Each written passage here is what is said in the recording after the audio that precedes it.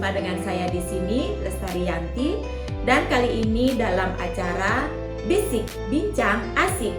Nah, hari ini dalam rangka merayakan Hari Tumpek Krurut, di mana Tumpek Krurut merupakan hari kasih sayang bagi umat Hindu, dan kita akan mengangkat tema tentang HIV. Stop HIV, jauhi penyakitnya, bukan orangnya. HIV bukan akhir dari segalanya. Baiklah sahabat asik, hari ini kita sudah kedatangan seorang dokter yang bertugas sebagai konselor khusus HIV, Dr. Rizwan Krishna, yang bertugas di Puskesmas Abian Semal 3, dan juga seorang bidan, Ibu Ayu, yang bertugas sebagai pemegang program HIV di Puskesmas Abian Semal 3. Apa kabar dokter? Baik, luar biasa hari ini bisa hadir di sini. Ya, Ibu Ayu bagaimana? Sehat? Sehat selalu. Ya. Baiklah sahabat asik, karena hari ini sudah kedatangan seorang dokter, jadi saya mau tanya-tanya nih sama dokternya. Nah dokter, bisa dijelaskan dok, apakah yang dimaksud dengan HIV dokter? HIV adalah atau bisa disebut dengan Human Immunodeficiency Virus. Adalah virus yang menyerang sistem kekebalan tubuh. Nah, tepatnya yang diserang adalah sel darah putih limfosit T CD4. Nah, virus ini menyebabkan menurunnya sistem kekebalan tubuh. Karena sistem kekebalan tubuh menurun, maka tubuh rentan terhadap segala infeksi dan penyakit. Dalam perkembangannya, ketika virus ini masuk ke dalam tubuh, dia mempunyai 3 fase ya. Ada fase akut, fase kronis, dan terakhir fase dari stadium akhir atau AIDS. Nah, pada fase akut itu berlangsung sekitar 2-10 minggu terhitung dari virus itu masuk ke dalam tubuh. Nah, di sini gejalanya mirip seperti flu pada umumnya. Nah, kemudian dia akan masuk ke fase kronis bertahun-tahun. Di sini pasien bisa tampak sehat, tetapi yang perlu diingat dia bisa menularkan virus. Nah, fase terakhir kemudian jika dalam fase kronis ini si penderita HIV tidak mendapatkan penanganan medis, tidak mendapatkan terapi, dia akan mengalami sistem kekebalan tubuh yang terus menurun hingga akhirnya muncullah sebuah sindrom atau kumpulan gejala-gejala yang disebut dengan AIDS atau Acquired Immunodeficiency Syndrome. Nah, sindromnya seperti apa? Seperti ini berlangsung 5-10 tahun ya. Sindromnya seperti berat badan menurun, diare yang berkepanjangan, atau infeksi, kadang infeksi kulit yang tidak sembuh-sembuh. Bisa jadi juga kadang terinfeksi TBC. Nah, seperti itu penjelasannya. Oke, dokter, kalau saya mendengar ada HIV, ada AIDS, apakah kedua hal itu berbeda ataukah bisa disamakan dokter? Seperti yang saya jelaskan tadi, kan sudah saya jelaskan bahwa HIV adalah virusnya. Ya. Jadi ketika infeksi virus itu tidak tertangani dalam waktu 5-10 tahun, tidak mendapatkan penanganan medis, dia akan mengalami penurunan sistem kekebalan tubuh. Di sana muncullah sebuah kumpulan gejala atau sebuah sindrom yang saya tadi jelaskan tadi. Nah, itulah yang dinamakan AIDS penyakitnya. Ya. Baik, berarti HIV itu nama penyakitnya, AIDS itu adalah gejala-gejala yang muncul pada orang yang terkena HIV. Demikian ya dokter. Lalu dokter, bagaimana cara penularan HIV itu sendiri dok? Nah, cara penularannya kita harus ingat dulu. Virus ini tadinya menyerang sel darah putih. Jadi sel virus ini hidup di cairan tubuh. Nah, cara penularannya tentu saja melalui kontak dengan cairan tubuh penderita HIV. Di sini cairan tubuh yang dimaksud apa saja? Bisa berupa darah, cairan sperma, cairan anus atau vagina, dan juga ASI. Kemudian kontak, dia perlu kontak untuk memasukkan cairan yang mengandung virus ini. Kontak yang bagaimana? Ya, seperti melakukan hubungan seksual yang tidak aman, kemudian pemakaian jarum suntik secara bersamaan. Yang ketiga bisa dari ibu hamil kepada anaknya ketika masa kehamilan. Berarti tidak mudah dengan begitu saja ya dok untuk tertular. Ya, Karena saat ini kan di masyarakat kita melihat bersentuhan saja mereka takut. Ya. Ternyata bukan seperti itu ya dok ya. Jadi perlu kita tekankan bahwa virus HIV tidak akan menular melalui berjabat tangan, berpelukan, makan bersama dengan penderita HIV, dan juga kadang-kadang ada yang bilang dari gigitan nyamuk. Itu tidak ya, bukan seperti itu. ya. Harus dengan kontak dengan cairan tubuh. Oke ya. Jadi kita di sini juga ingin mengubah stigma dari masyarakat terhadap teman-teman penderita HIV. Jangan ya seperti tema yang kita angkat hari ini, stop HIV, jauhi penyakitnya, bukan orangnya. Karena HIV itu sendiri merupakan bukan akhir dari segalanya. Begitu kan dokter ya? Ya, saya lanjutkan pertanyaannya dok. Nah, kita sudah tahu apa saja penyebabnya. Nah, kali ini cara pencegahannya dok, apa saja yang bisa kita lakukan? Cara pencegahannya seperti tadi ada penularan. Nah, pencegahannya ya salah satunya ya melakukan hubungan seks yang aman. Ya, seperti apa seks yang aman itu ya? Setia pada pasangan, tidak berganti-ganti pasangan. Kemudian kalau memang melakukan hubungan yang berisiko, pakailah pengaman atau kondom. Nah, yang kedua, tidak memakai jarum suntik secara bersama. Khususnya ini mungkin pada pecandu narkoba ya yang menggunakan jarum suntik. Kemudian yang ketiga untuk ibu hamil dia tidak menularkan kepada anaknya. Penting sekali dilakukan triple eliminasi. Triple eliminasi itu apa saja dokter? Itu program pemerintah ya yang gratis, tidak dipungut biaya. Itu bisa dilakukan di Paskes, fasilitas kesehatan puskesmas terdekat. Apa saja itu untuk mengetahui salah satunya HIV, hepatitis B, dan sifilis. Mungkin nanti saya bisa minta penjelasan dari Ibu Ayu ya terkait program. Nah, kemudian yang terakhir untuk mencegahnya, lakukan screening HIV jika Anda merasa melakukan tindakan yang berisiko. Jadi screening HIV nanti bisa dilakukan di fasilitas kesehatan terdekat. Nanti mungkin bisa dijelaskan dengan Bu Ayu sebagai programnya ya. Dok, terus untuk teman-teman yang sudah terjangkit atau sudah terkena virus HIV sendiri, apakah sudah ada obat yang bisa menyembuhkan penyakitnya itu sendiri dok? Nah, sebenarnya obat untuk membunuh atau menyembuhkan virus ini belum ada, tetapi ada obat yang berfungsi melemahkan atau menurunkan replikasi atau pertumbuhan virus ini. Itu obat yang beredar sekarang namanya antiretrovirus. Nah, dengan menurunnya pertumbuhan virus ini di dalam tubuh, jadi sistem kekebalan tubuh bisa berfungsi baik untuk melindungi tubuh dari infeksi dan penyakit. Obat ini karena sifatnya mencegah atau menurunkan pertumbuhan virus, dia harus diminum setiap hari dan seumur hidup. Jadi tidak boleh putus ya dok? Ya. Ya. Nah, karena bukan membunuh, tetapi menekan replikasi virus. Jadi harapan kita dengan obat ini kualitas dan harapan hidup dari orang dengan HIV/AIDS akan meningkat.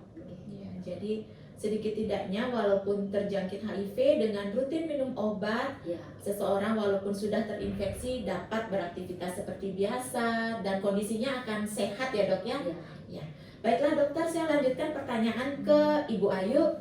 Jadi Ibu sebagai petugas puskesmas nih, apa saja sih kegiatan program yang sudah dilakukan dari puskesmas terkait dengan HIV ini Bu? Terima kasih sebelumnya Bu Komang ya. Saya di puskesmas di sini lumayan juga kegiatan kita di lapangan, baik di luar gedung juga di dalam gedung. Kalau kami di dalam gedung itu seperti pasien pada umumnya, jadi pelayanan tetap seperti datang ke puskesmas, kemudian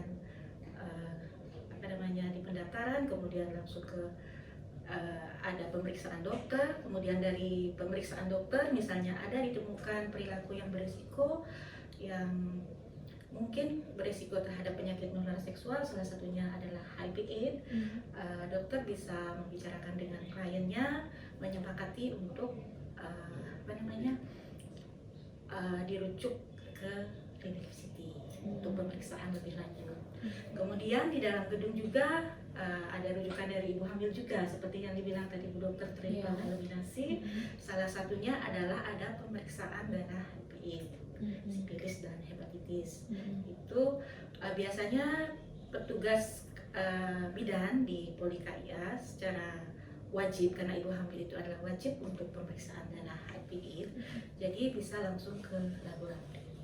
Sebelumnya kami juga melakukan konseling tentunya. Ya, ada pra-konseling, ada pemeriksaan darah, ada post-konseling, dan ada penanganan inform consent juga. Jadi Ya, saat ini untuk ibu hamil sudah termasuk diwajibkan ya, selalu disarankan untuk melakukan pemeriksaan triple eliminasi itu sendiri. wajib, itu merupakan program nasional.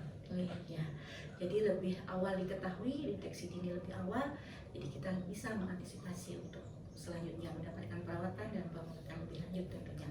Kemudian untuk yang di luar gedung, di sini kita kerjasama dengan LSM, kemudian kerjasama dengan KPA Bandung, ada petugas lapangan, ada PI. Kemudian kita juga mempunyai 8 konselor di puskesmas. Ya. Jadi ada 2 dokter umum termasuk Dokter Krisna, kemudian ada 2 konselor HIV bidan, 2 konselor HIV perawat, 2 konselor dari LKB, layanan komprehensif berkesinambungan. Nah, kegiatan di luar gedung ini salah satunya yang kami lakukan dari puskesmas adalah yang pertama penyuluhan kesehatan tentang penyakit HIV dan penyakit menular seksual lainnya. Itu sasarannya bisa dari adik-adik SMP, adik-adik SMA, kemudian dari masyarakat umum, ibu balita. Kemudian kita juga KI langsung perorangan terhadap populasi kunci, kemudian berkelompok juga. Itu salah satu penyuluhan yang kita lakukan. Kemudian yang kedua, kerjasama dengan petugas lapangan. Nah, kita menjangkau bahwa di wilayah kita ini banyak terdapat hotspot. Ya, jadi banyak ada kafe remang-remang, ada spa, ada kemudian warung yang di sana banyak sekali terdapat populasi kunci, yang salah satunya adalah WPS atau wanita pekerja seksual. Nah, di sana kita mendata dulu berapa kita punya hotspot di wilayah kerja kita, sehingga kita memudahkan untuk melakukan kegiatan di lapangan.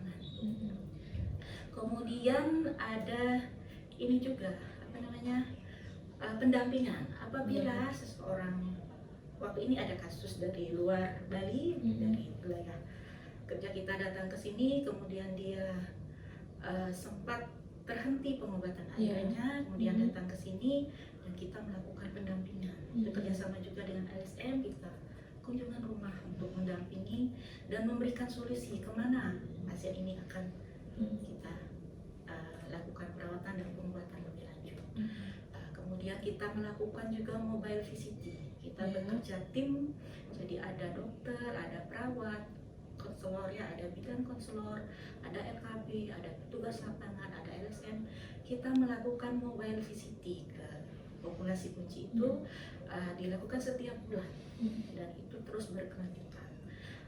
Biasanya satu WPS misalnya itu paling tidak 3 bulan sekali harus dites untuk mengetahui. Jadi tidak ada kesulitan ya Bu, kalau misalnya untuk menjaring, mengajak teman-teman untuk tes itu mereka welcome. Ya, sementara ini sih belum ada masalah karena kita pegang stakeholder di sini. Ya, ada Bapak Klian, ada Babinsa, ada Babin Kapitmas, kemudian ada LSM yang sangat mensupport kami, ada dari KPA Bandung, ada petugas lapangan yang mensupport kami, juga tim yang solid di puskesmas. Jadi penuh puji syukur kami bisa melaksanakan mobile dengan lancar dan aman, sesuai dengan program yang ditargetkan oleh pemerintah.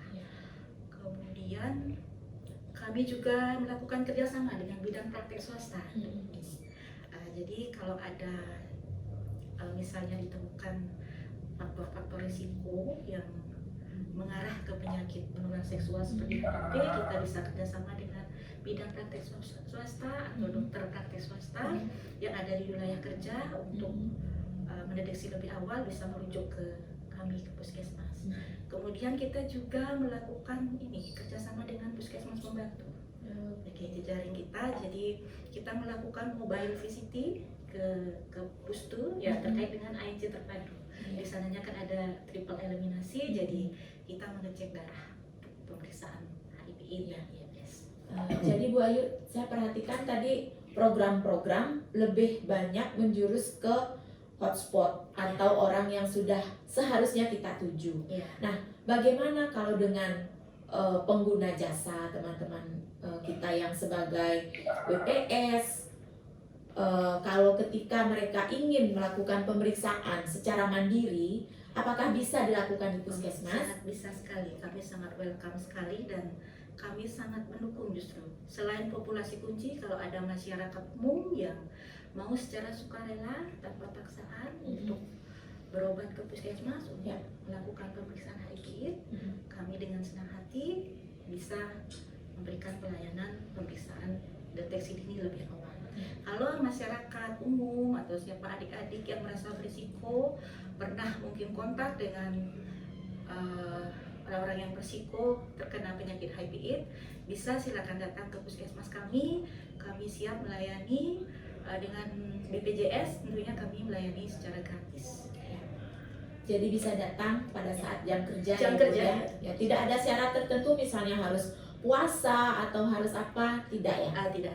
Tidak ada. Jadi pemeriksaannya datang, mendaftar, bisa langsung dilakukan pemeriksaan. Benar sekali. Terima kasih penjelasannya Ibu Ayu dan juga Bu Sama-sama, Dokter. ya. Oke sahabat asik, jadi tadi kita sudah mendengarkan banyak sekali penjelasan tentang HIV dari Dokter Krisna dan juga dari Bu Bidan Ayu ya. Semoga penjelasannya dapat membuka wawasan kita tentang HIV. Nah, saat ini juga saya sudah kedatangan teman kita, Mbak Novi. Selamat datang. Dan jadi Mbak Novi ini adalah relawan yang biasa memberikan penjelasan, memberikan cerita kepada kita semua terkait dengan HIV.